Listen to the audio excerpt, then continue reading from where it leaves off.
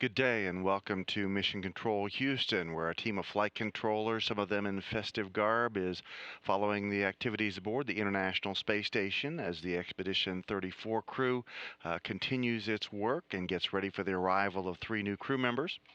Today, the crew is working on a variety of different research and maintenance tasks, and also, of course, anticipating the arrival of Tom Marshburn, Chris Hadfield, and Roman Romanenko for a little pre-holiday party. Ford had a training session today on how to catch the fish that are part of the JAXA-Medaka experiment. This is an osteoclast experiment that uses the bones of these tiny fish to determine how microgravity stays affect the human skeletal system. It's not always easy to catch the fish in the new aquatic habitat that's in the Kibo laboratory.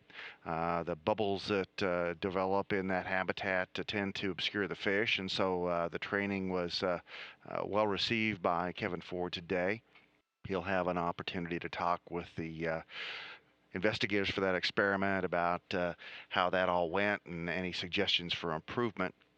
Ford also today is removing and replacing the laboratory bacteria filter and the desiccants in the microgravity experiment research locker or incubator known as Merlin. Those help hold down the humidity levels in that locker. Oleg Novitsky did some maintenance on the air heater fan in the Soyuz that's currently docked to the station, and for a second day he did work with the lower body negative pressure experiment that is used to pull fluids that tend to collect in the torso of the body down into the lower extremities.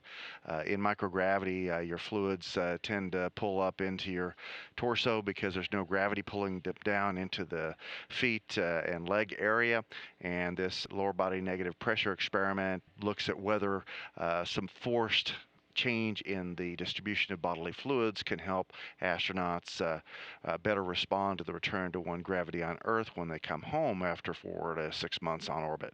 Yevgeny Tarelkin is doing some routine maintenance on the Electron system, that's the Russian oxygen generating system, as well as some emergency valves in the Russian segment of the space station. The crew is going to go to bed as usual about 3:30 p.m. Central Time today, but will have a 12-hour sleep period that'll help them shift their schedules to support a busy day of rendezvous and docking activities tomorrow as the Soyuz TMA-07M spacecraft, which is currently doing very well in orbit, makes its final approach to the International Space Station, delivering NASA's Tom Marshburn, Canada's Chris Hadfield, and Russia's Roman Romanenko. Our docking coverage for tomorrow will begin at 7:30 a.m. Central Time, and docking is planned for 8:12 a.m. Central. And then several hours later, we'll have the hatch opening and welcoming ceremonies aboard the space station. A reminder that during the holiday periods, you can send a special greeting to the crew on board the space station.